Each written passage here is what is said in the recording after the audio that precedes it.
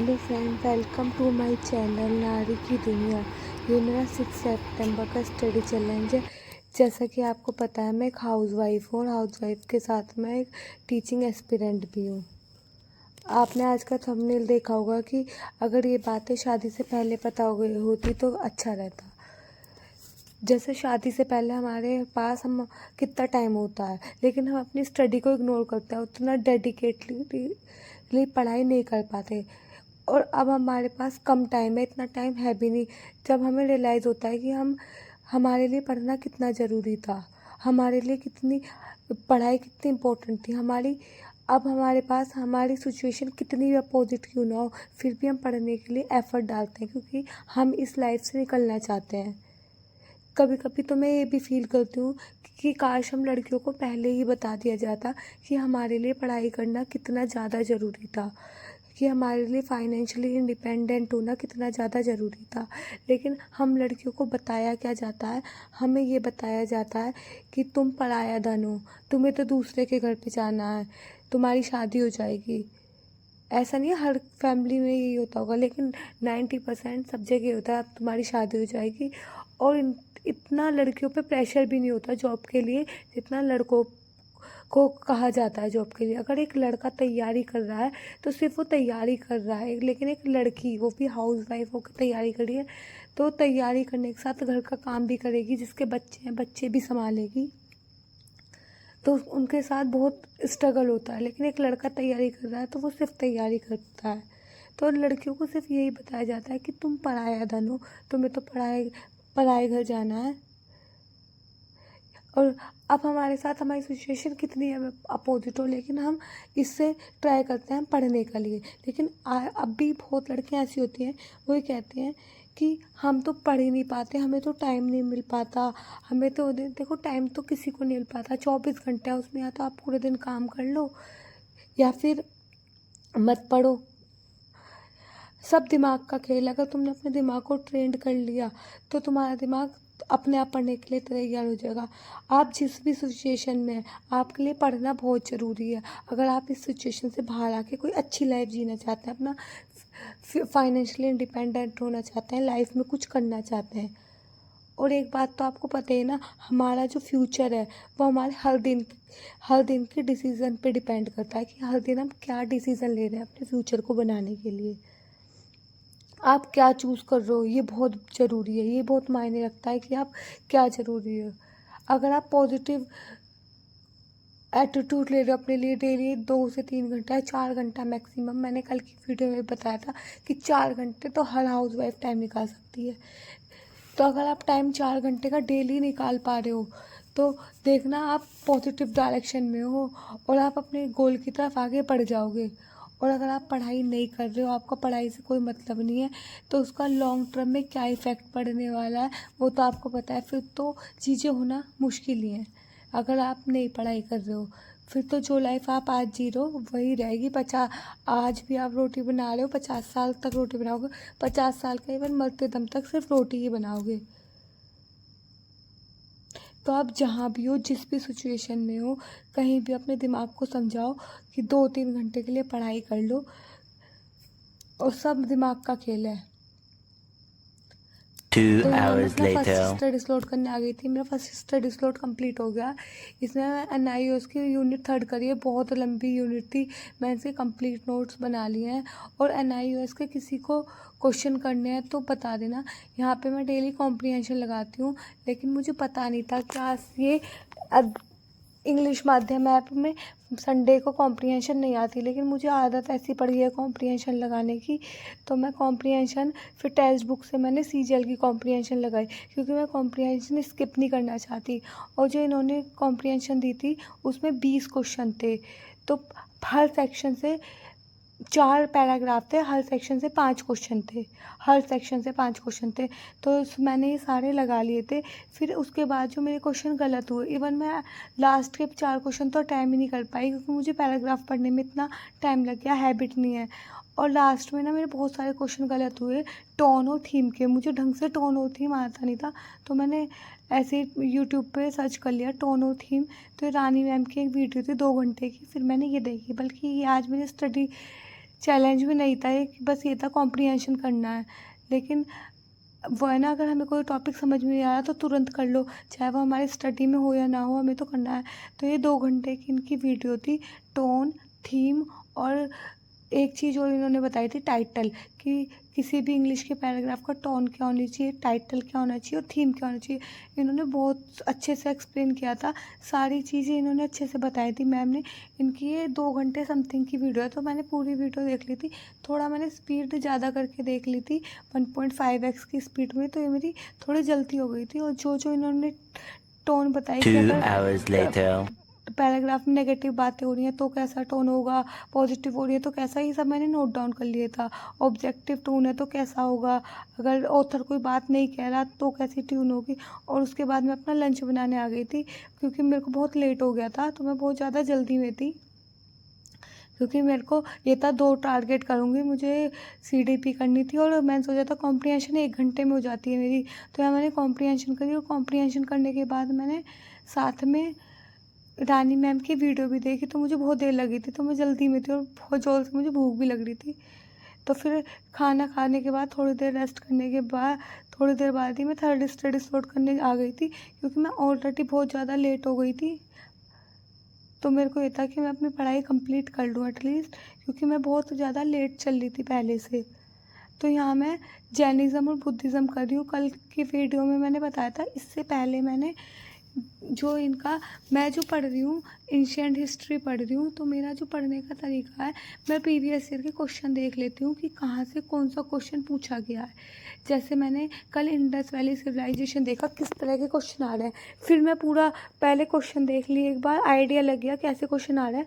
मैं SSC वाले question देखती हूँ, CGL के, CPO के, तो वो सारे एक बार देख लिए, खुद से लगा के देख लिए कितने हमारे सही हो रहे हैं कितने गलत। उससे आइड हो जाता है कौन से टॉपिक से क्वेश्चन आ रहा है। जैसे इंडस सिविलाइजेशन में ज़्यादातर क्वेश्चन हड़प्पा सभ्यता से थे और मोहनजोदाड़ो सभ्यता से थे, या इस तरीके से दे दिया कि कौन सी सभ्यता कहाँ पे कौन से स्टेट में है। तो इससे आ गया कि इन टॉपिकों पे हमें ज़्यादा ध्यान देना है। तो आप भी ऐसे ही पढ़ो, ये नहीं है कि पूरा सिलेबस एक स्लॉट में ख़त्म करना है, उससे तो हमें ये नहीं पता चलता इम्पोर्टेंट क्या है।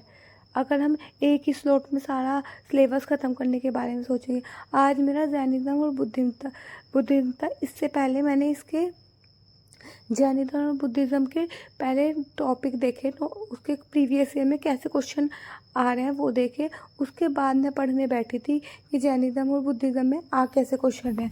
तो मुझे पता चला कि इसमें 16 महाजनपद के बारे में भी दे रखा है कि इस जनपद की क्या राय वो थी। और जैसे बौद्ध संगति हुई थी, 4 बौद्ध संगति हुई थी, तो कौन कौन सी कहाँ कहाँ पे हुई थी, ये क्वेश्चन इंपॉर्टेंट था।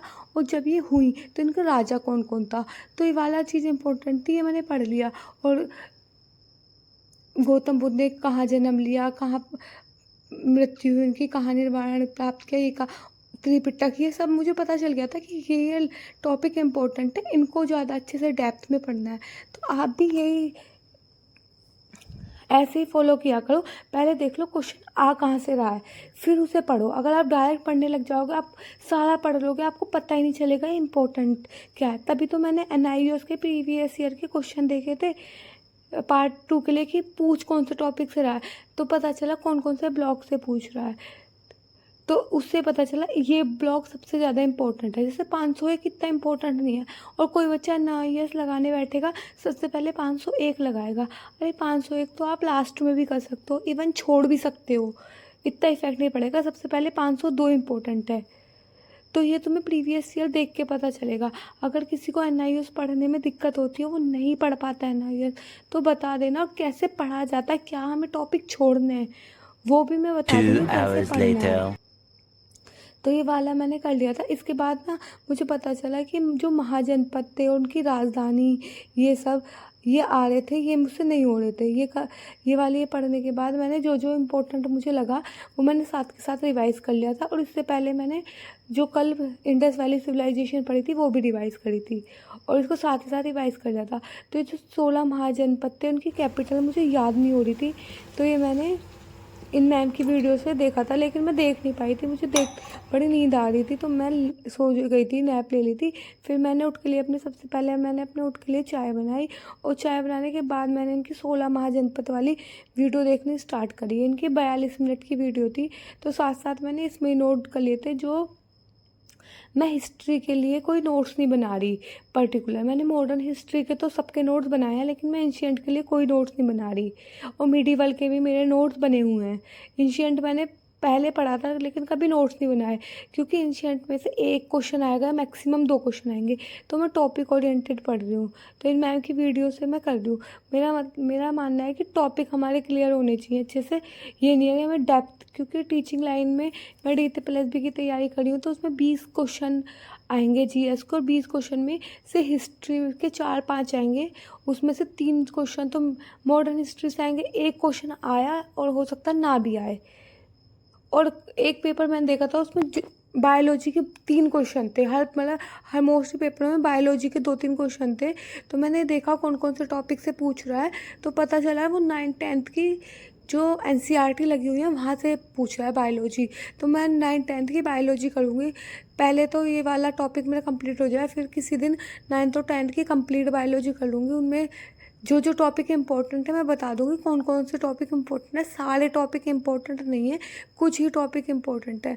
तो यहाँ जो राजधानी करा रही थी, तो मैंने यहाँ पे स्टिकी नोट्स लगा लिया था राजधानी के रिगार्डिंग, क्योंकि कुछ चीज़ें मुझे याद करने में दिक्कत हो रही थी, क्योंकि मैं साइंस स्टूडेंट हूँ, तो ये मेरे को जीएस वगैरह ये रटने वाले सब्जेक्ट इतने अच्छे से समझ में नहीं आते, तो मुझे इनमें ज़्यादा एफर्ट लगाने पड़ते हैं। लेकिन इन मैम ने बहुत अच्छे से बताया था कौन सा राजा कहाँ पे हुआ, ये कहाँ पे है, इसकी राजधानी ये है। तो ये परचम क्लासेस पे कोई मैम थी, इनका मुझे नाम नहीं पता, मैंने ऐसी वीडियो डाल दी थी, तो 2-3 वीडियो आई थी, तो मुझे इनकी वीडियो पहले मैंने 2-3 मिनट की देखी, वो मुझे ठीक लगी, फिर मैंने इनकी आगे की पूरी देख ली थी। ये 42 मिनट की वीडियो थी, और ये मैंने कंप्लीट कर ली थी अच्छे से। तो मैं तो आप सबसे ये कहूँगी, अगर आपको लॉन्ग टर्म में आप क्या हम आज क्या कर रहे हैं, उसका हमारी लाइफ में लॉन्ग टर्म में इफ़ेक्ट पड़ता है।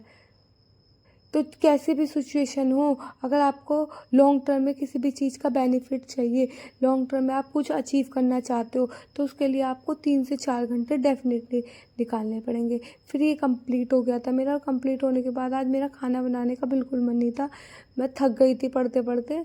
तो मैंने अपने हस्बैंड से बोला कि मेरा खाना बनाने का मन नहीं है, तो उन्होंने कहा चलो कोई बात नहीं, तुम्हारा मन नहीं है तो तुम मेरे साथ चलो, मार्केट चलता है, मार्केट में कुछ साथ में खा लेंगे। तो हम मार्केट आ गए थे, और हमने पिज़्ज़ा खा लिया था। मेरा कुछ बनाने का आज मन नहीं था, क्योंकि मेरे को इंग्लिश भी करनी पड़ी। मैंने सोचा था कॉम्प्रिहेंशन करूँगी, तो मुझे टोन थीम करनी पड़ी, और टोन थीम बहुत इम्पोर्टेंट है।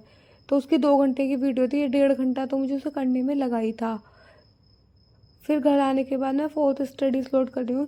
यहाँ पे 4th स्टडी स्लॉट में बाहर आके कर रही हूँ, क्योंकि रात का टाइम था। तो फिर मेरे हस्बैंड को कल ऑफिस भी जाना है, तो वो जाके सो गए थे, तो मैं बाहर आ गई थी। बाहर आके मैं ये कर रही हूँ।